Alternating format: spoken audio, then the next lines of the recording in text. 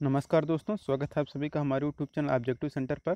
इस वीडियो में हम लोग देखेंगे सीटीआई ट्रेड का जो एंट्रेंस एग्ज़ाम होता है वेल्डर ट्रेड का, उसी का यह मॉडल पेपर बनाया गया है जो कि एग्ज़ाम की दृष्टि से बहुत महत्वपूर्ण क्वेश्चन है। तो अपने दोस्तों के साथ इसे शेयर कर दीजिए जितने लोग देख रहे हैं। तो चलिए शुरू करते हैं। पहला क्वेश्चन है, वह स्थिति जिसमें वेल्डिंग करना आसान होता है वह क्या है? ऑप्शन है आपके सामने फ्लैट, वर्टिकल, हॉरिजॉन्टल और है ओवरहेड। तो जिस स्थिति में वेल्डिंग करना सबसे आसान होता है वह रहता है आपका फ्लैट वाला। तो यहाँ पे इसका पहला ऑप्शन सही हो जाएगा, फ्लैट वेल्डिंग करना आपका आसान होता है। दूसरा क्वेश्चन है कि पोलरिटी में बदलाव की वजह से बेस मेटल और इलेक्ट्रोड के बीच डीसी वेल्डिंग की हीट डिस्ट्रीब्यूशन संभव है। हीट डिस्ट्रीब्यूशन कितना होता है? देखिए, जो हीट डिस्ट्रीब्यूशन होता है, क्या करता है कि जो पॉजिटिव रहता है वह आपका 2/3 ले जाता है और जो नेगेटिव रहता है वह आपका 1/3 रहता है। तो यहाँ पे इसका करेक्ट आंसर हो जाएगा पॉजिटिव आपका 2/3, नेगेटिव 1/3। तीसरा क्वेश्चन है, स्टील में कार्बन कंटेंट बढ़ने से क्या होता है? तो देखिए, क्या होता है कि अगर स्टील है, स्टील में अगर आप कार्बन की परसेंटेज बढ़ाते हैं तो उसकी जो कठोरता होती है वह बढ़ती जाती है। तो यहाँ पे हार्डनेस में वृद्धि होती है। यहाँ पे करेक्ट आंसर हो जाएगा आपका कि हार्डनेस में आपका वृद्धि होता है। चौथा क्वेश्चन है कि गैस वेल्डिंग में न्यूट्रल फ्लेम में क्या होता है? ऑप्शन है समान अनुपात में ऑक्सीजन और एसिटिलीन, एसिटिलीन से ज़्यादा ऑक्सीजन, एसिटिलीन से कम ऑक्सीजन, डी है इसमें, इनमें से कोई नहीं। तो देखिए कि न्यूट्रल फिल्म में क्या होता है, जो आपका ऑक्सीजन और जो एसिटिलीन रहता है इन दोनों का रेशियो आपका समान होता है। तो यहाँ पे आपका पहला ऑप्शन सही हो जाएगा कि समान अनुपात में ऑक्सीजन और एसिटिलीन न्यूट्रल फिल्म में होते हैं।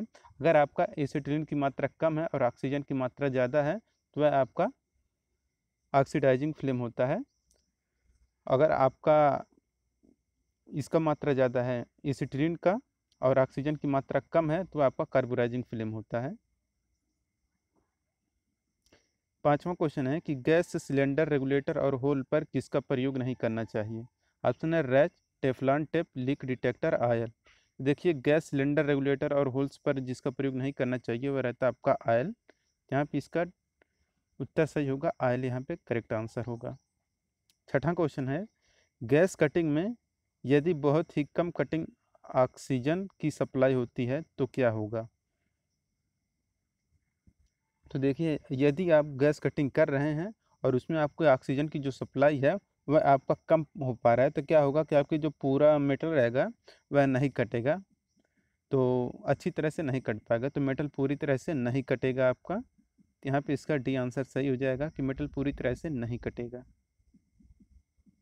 सातवां क्वेश्चन है आपका कि निम्न में से कौन सी लागत दुर्घटना के कारण नहीं है? तो दुर्घटना के कारण जो नहीं है कि प्रोडक्शन में वृद्धि के कारण की लागत क्या होता है कि आपका दुर्घटना का कारण नहीं है, जबकि मशीनी उपकरण, मटेरियल और संपत्ति की लागत ये आपका दुर्घटना का कारण हो सकता है। घायल लोगों के समय क्षति की लागत भी है और स्वास्थ्य सहायता और मुआवजे की भी लागत।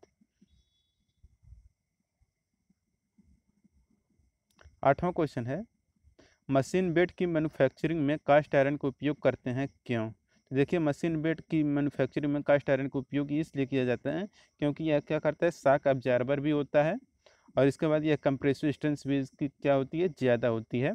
और ये आपका है, लेकिन क्या होता है कि जो कास्ट आयरन होता है ये आपका भंगुर होता है, यानी कि ब्रिटल होता है।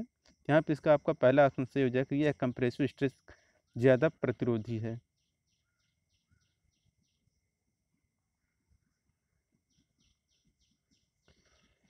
मीडियम शोल्डर में क्या होता है? तो देखिए, जो मीडियम शोल्डर में क्या रहता है, ये आपका 50% लेड और 50% टिन होता है।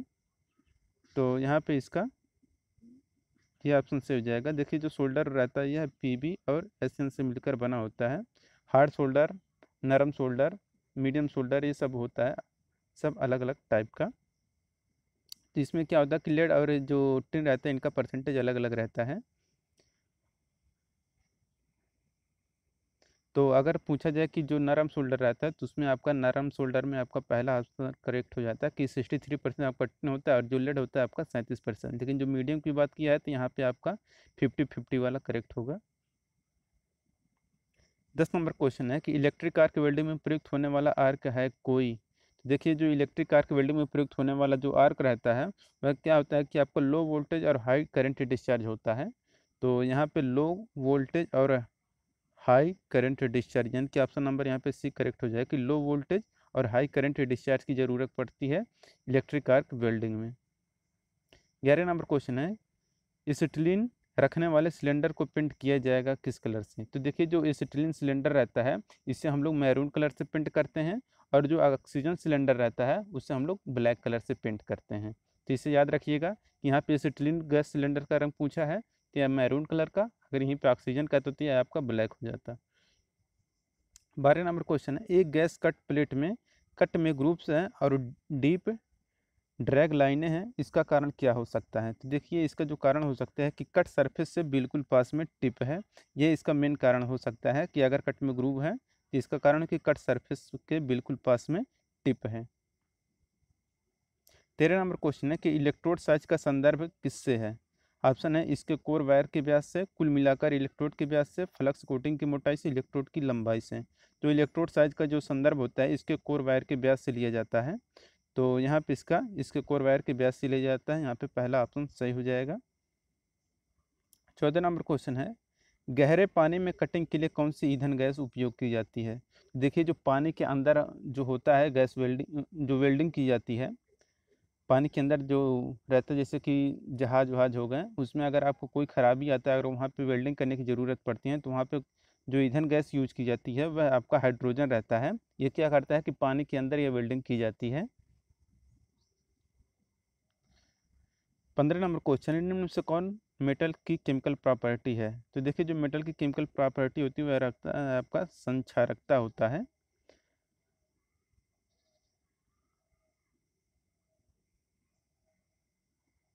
16 नंबर क्वेश्चन है किसी एसिटिलीन सिलेंडर में एसिटिलीन को किस में विलय कर दिया जाता है। ऑप्शन है water, carbon dioxide, acetone, mercury.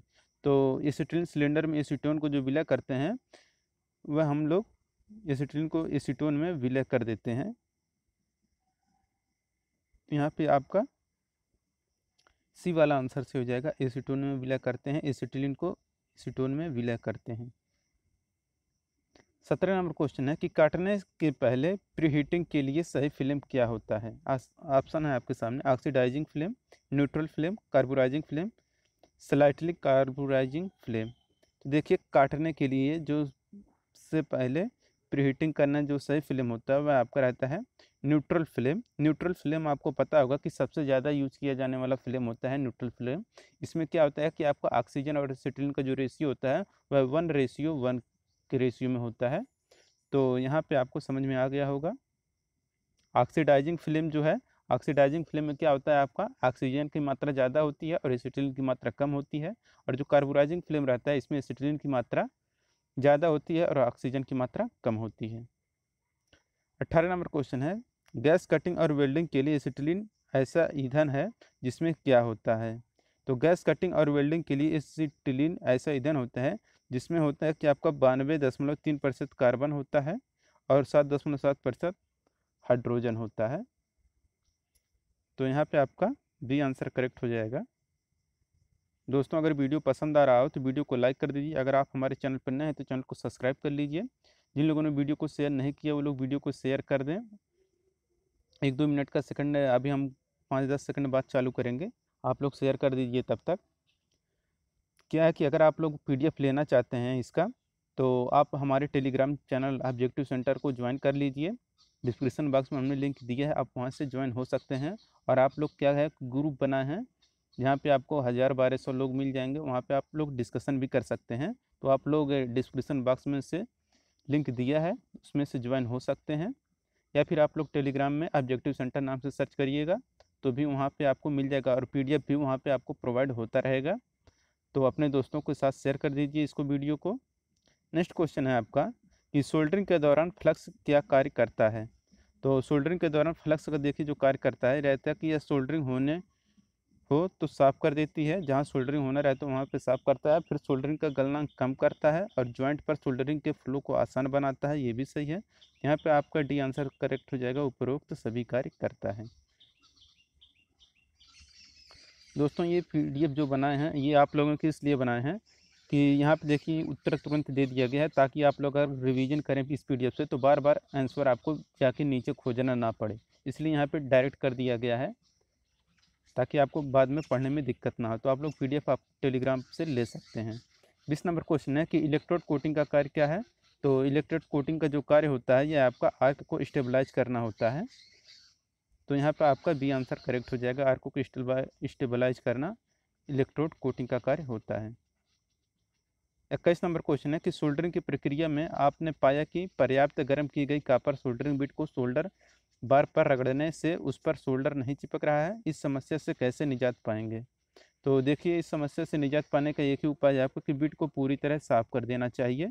तो यहाँ पे आपका करेक्ट आंसर हो जाएगा ऑप्शन नंबर बी कि बिट को पूरी तरह से साफ कर दें। 22 नंबर क्वेश्चन है कि वेल्डिंग में प्रयुक्त होने वाले ट्रांसफार्मर में निम्न से कौन एक किस्म है। ऑप्शन है step down, step up, 1 to 1 supply voltage को बढ़ाने में सक्षम। तो वेल्डिंग में जो ट्रांसफार्मर प्रयोग किया जाता है वह आपका स्टेप डाउन ट्रांसफार्मर होता है। स्टेप डाउन ट्रांसफार्मर का प्रयोग हम लोग वेल्डिंग कार्य में यूज करते हैं। 23 नंबर क्वेश्चन है कि वेल्डिंग शॉप में किस प्रकार का अग्निशामक यंत्र यूज किया जाता है। तो देखिए जो वेल्डिंग शॉप में जो अग्निशामक यंत्र यूज किया जाता है वह आपका CO2 अग्निशामक यंत्र रहता है।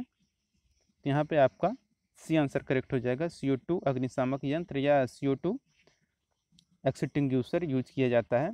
देखिए जो लगता है विद्युत से जो आग लगती है यह क्लास डी के अंतर्गत आता है, विद्युत से लगी आपका क्लास डी के अंतर्गत आता है। अगर आप बात करें कि अगर क्लास ए के अंतर्गत कौन सी आग लगी जाती है तो क्लास ए के अंदर आपका ठोस आता है, क्लास बी के अंतर्गत आपका जैसे द्रव तेल हो गया इन सब से आता है, और गैस जो रहता है आपका सी, जैसे अगर कोई पेट्रोल डीजल से लग गया है, सॉरी गैस से अगर लगा है तो आपका क्लास सी के अंतर्गत आ जाएगा, और जो रहता है क्लास डी के अंतर्गत ये आपका आता है विद्युत से लगी है। अब विद्युत से अगर आग लगा है तो हम लोग वहाँ पे CO2 फायर एक्सटिंग्विशर यूज करते हैं। 24 नंबर क्वेश्चन है आर्क वेल्डिंग में लोगों की आंख बचाने के लिए क्या उपयोग करना चाहिए। तो जाहिर सी बात है आप लोग देखे ही होंगे, अगर वेल्डिंग जहाँ पे होता है तो आर्क वेल्डिंग में आंखों को बचाने के लिए हम लोग क्या करते हैं, डार्क ग्लास स्क्रीन आगे रख के इसके बाद वेल्डिंग करते हैं। देखेंगे कि एक हाथ से वो पकड़ते हैं, डार्क ग्लास स्क्रीन जो रहता है ब्लैक ब्लैक कलर का शीशा रहता है उसमें देखते हैं, फिर सामने से रख के आप क्या करते हैं वेल्डिंग करते हैं। यहाँ पर इसका आपका ये आंसर करेक्ट हो जाएगा, dark glass screen. 25 number question है काम करने का सुरक्षित तरीका क्या होता है। तो देखिए काम करने का सबसे सुरक्षित तरीका होता है कि सही और प्रभावी तरीके से कार्य करना सबसे सुरक्षित होता है। 26 नंबर क्वेश्चन है किसी इंजीनियरिंग कार्य के लिए एल्युमिनियम को शुद्ध रूप में उपयोग में नहीं लिया जाता है। तो इंजीनियरिंग कार्य के लिए एल्युमिनियम को शुद्ध रूप में उपयोग नहीं लिया जाता है, क्यों। देखिए यह इसलिए नहीं लिया जाता है क्योंकि आपका बहुत कम मजबूत होता है और हल्का भी होता है, लेकिन हल्का होने के कारण इसका हम लोग ज़्यादा यूज कर लेते हैं वायुयानों में। क्या होता है कि यहाँ पे ज़्यादा हो जाता है, जहाज़ों में हो जाता है, वायुयानों में हो जाता है, यहाँ पे एल्युमिनियम का यूज ज़्यादा हो जाता है हल्का होने के कारण। 27 नंबर क्वेश्चन है कि कास्ट आयरन में दो एलिमेंट होते हैं जिनकी वजह से गैस कटिंग में कठिनाई आती है, ये एलिमेंट क्या है। ऑप्शन है सल्फर और फास्फोरस, सिलिकॉन और ग्रेफाइट, ग्रेफाइट और फास्फोरस, सिलिकॉन और सल्फर। तो देखिए कास्ट आयरन में दो एलिमेंट होते हैं जिसकी वजह से गैस कटिंग में कठिनाई होती है, वो एलिमेंट आपका सिलिकॉन और ग्रेफाइट होते हैं। तो यहाँ पे आपका बी आंसर करेक्ट हो जाएगा, सिलिकॉन और ग्रेफाइट की वजह से कास्ट आयरन का वेल्डिंग करना बहुत कठिन हो जाता है। कास्ट आयरन क्या होता है, बहुत भंगुर होता है, यानी कि आपका ब्रिटल मटेरियल है आपका। 28 नंबर क्वेश्चन, एक गैस कट प्लेट में कट हाई क्वालिटी का है, ऐसा किस वजह से होता है। तो एक गैस कट प्लेट में कट हाई क्वालिटी का है ऐसा जिस वजह से होता है कि काटने की गति अत्यंत धीमी होने के कारण ऐसा होता है। 20 नंबर क्वेश्चन है किसी मेटल की एबिलिटी जिसके कारण इसकी तारें बनाई जा सकें वह किसका माप है।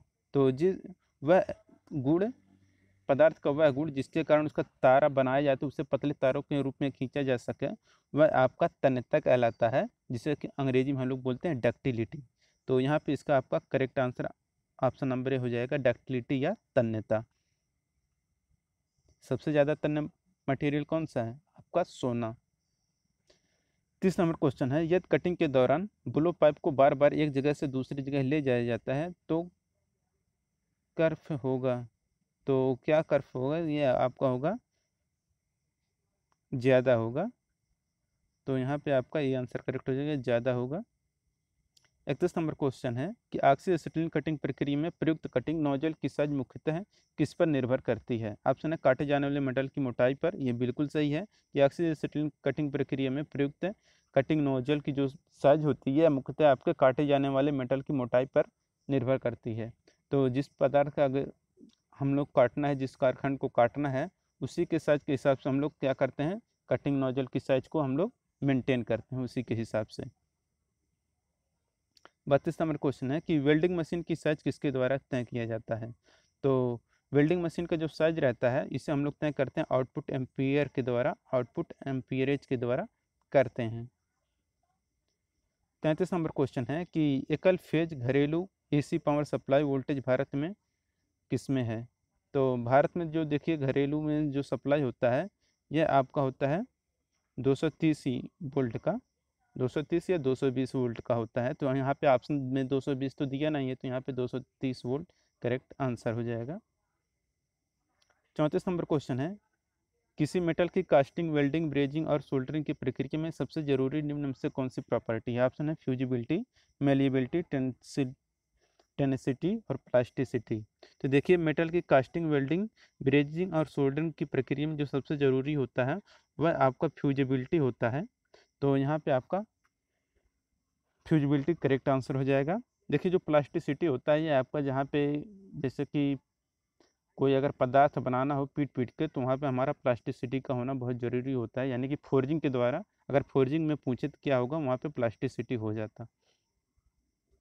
35 नंबर क्वेश्चन है किसी ट्रांसफार्मर में यदि प्राइमरी वाइंडिंग की तुलना में सेकेंडरी वाइंडिंग में टर्न की संख्या दोगुनी है तो सेकेंडरी वोल्टेज क्या होगा। देखिए जो सेकेंडरी वोल्टेज होगा यह प्राइमरी वोल्टेज का दोगुना होगा। यहाँ पे आपका ये ऑप्शन सही हो जाएगा, प्राइमरी वोल्टेज का दोगुना होगा।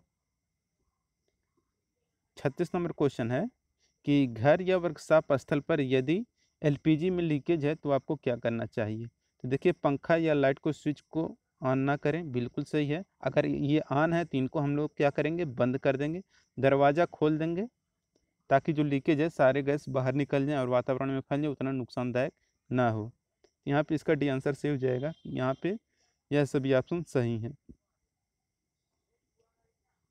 37 नंबर क्वेश्चन है किसमें कोई करंट फ्लो नहीं होता है। ऑप्शन है closed circuit, open circuit, short circuit, parallel circuit.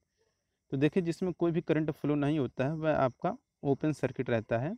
तो ओपन सर्किट में क्या होता है, आपका करंट का फ्लो नहीं होता है, आप लोग पढ़े होंगे अच्छे से। 38 नंबर क्वेश्चन है किसी ट्रांसफार्मर में इनपुट के रूप में दी गई विद्युत सप्लाई वाली वाइंडिंग को क्या कहा जाता है।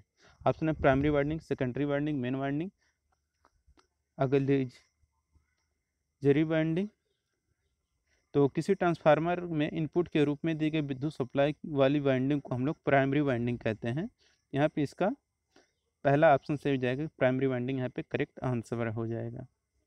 39 नंबर क्वेश्चन है ऐसी वेल्डिंग सप्लाई से एसी वेल्डिंग सप्लाई से डीसी वेल्डिंग सप्लाई में बदलने वाली मशीन कौन सी होती है। तो देखिए जो एसी को डीसी में बदलता हुआ आपका रेक्टिफायर सेट होता है, रेक्टिफायर सेट के द्वारा एसी को डीसी में बदला जाता है वेल्डिंग सप्लाई में। 40 नंबर क्वेश्चन है कि मेटल का गुण जिसके कारण इसे शीट में रोल किया जा सकता है वह कौन सा होता है। तो देखिए मेटल का वह गुण जिसके कारण उसे शीट के रूप में ढाला जा सके या रोल किया जा सके वह हमारा मेलिएबिलिटी होता है। तो यहाँ पे आपका बी आंसर करेक्ट हो जाएगा, मेलिएबिलिटी या आघातवर्धनीयता इसी को बोलते हैं। 41 नंबर क्वेश्चन है किन दो मानक लंबाइयों में बनाए जाते हैं। सॉरी यहाँ पे किसी का बात कहा नहीं है, तो किन दो लंबाइयों में बनाए जाते हैं इसे हम लोग छोड़ देते हैं। 42 नंबर क्वेश्चन है कि बिजली से आग लगने का कारण क्या हो सकता है। देखिए बिजली से आग लगने का कारण आपका ढीला कनेक्शन भी हो सकता है, तारों पर ओवरलोड के कारण भी आग लग सकता है, बिजली के शॉर्ट सर्किट होने से भी आग लग सकता है। यहाँ पे आपका डी आंसर करेक्ट हो जाएगा कि इन सभी से बिजली की आग लगने का कारण हो सकता है कि ढीला कनेक्शन, तारों का पर ओवरलोड और बिजली के शॉर्ट सर्किट। ओम के नियम के अनुसार क्या होता है। तो देखिए ओम का जो नियम रहता है यह बताता है आपका V = IR का तो यहाँ पे आपका V equal to I R यानी कि I equal to V by R कहाँ दिख रहा है, ऑप्शन नंबर ये दिख रहा है कि V equal to I R होता है, आपको पता है, तो I equal to V by R हो जाएगा। ये वी आई आर नहीं है, ये वी बाई आर है, याद रखिएगा।